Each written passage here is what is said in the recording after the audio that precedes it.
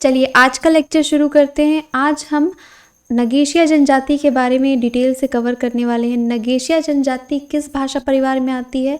ये मुंडा भाषा परिवार के अंतर्गत आती है, जिसको कि हमने सबसे शुरू में ही कवर किया था।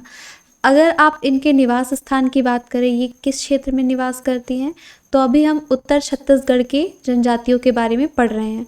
तो इनका निवास स्थल मेनली अगर आप देखेंगे तो सरगुजा के अलावा यहाँ पर रायगढ़ एवं जशपुर में ये देखे जाते हैं। ठीक है, तो ये चीज़ आप याद रखिएगा, रायगढ़ एवं जशपुर। उसके अलावा इनकी जो बोली होती है, ये कौन सी बोली बोलते हैं? तो ये सदरी बोली बोलते हैं। ठीक है, ये इंपॉर्टेंट क्वेश्चन है, एग्जाम में पूछा जाता है कि सदरी बोली जो है वो कौन से क्षेत्र में मेनली बोली जाती है, तो वो जशपुर की मुख्य भाषा है। ठीक है, तो ये चीज़ आप अच्छे से याद रखना। उसके अलावा इनका जो विभाजन है वो विवाह पद्धति के आधार पर 3 टाइप का किया गया है। ठीक है, तो इनका ये जो 3 वर्गीकरण है वो आप अच्छी तरीके से याद रखिएगा। पहला क्या है कि तेलहा, उसके बाद धुरिया। ठीक है, धुरिया के अलावा यहाँ पर लास्ट क्या है? सिंदूरिया।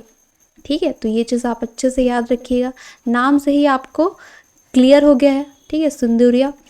अब यहाँ पर तेलहा, जैसे इसमें क्या होता है, मांग में आप सभी को पता है सिंदूर, तो सिंदूर की जगह यहाँ पर तेल लगाकर विवाह किया जाता है। उसके अलावा धुरिया में क्या होता है, धूल से विवाह करते हैं, थोड़ा अलग है लेकिन आप इसको याद रखिएगा। सिंदूरिया में अगर आप देखेंगे तो यहाँ पर सिंदूर लगा करके विवाह किया जाता है। ठीक है, तो ये इनका 3 वर्गीकरण है जिसको कि आपको याद रखना है। उसके अलावा पेय पदार्थ की बात करें तो इनका जो खान पान होता है ये शाकाहारी और मांसाहारी दोनों होते हैं। पेय पदार्थ में ये जो चावल से बना हुआ हड़िया होता है ये उसको यूज़ करते हैं, तो आप ये याद रखिएगा। ठीक है, हड़िया।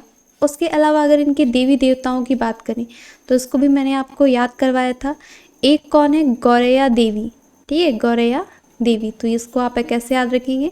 नगेशिया गौरैया, नगेशिया गौरैया, तो वैसे करके ये आपको याद रखना है। उसके अलावा यहाँ पर शिकारी देवी, तो जैसे गौरैया का शिकार, तो शिकारी देवी भी आपको याद रहेगा। उसके अलावा सदना माता।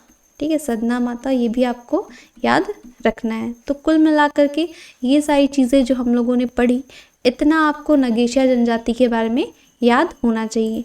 ठीक है, तो चलिए फटाफट से आपको आज का question of the day they देते हैं, जिससे कि पता चले किसको सारी चीज़ें अच्छे से पता है।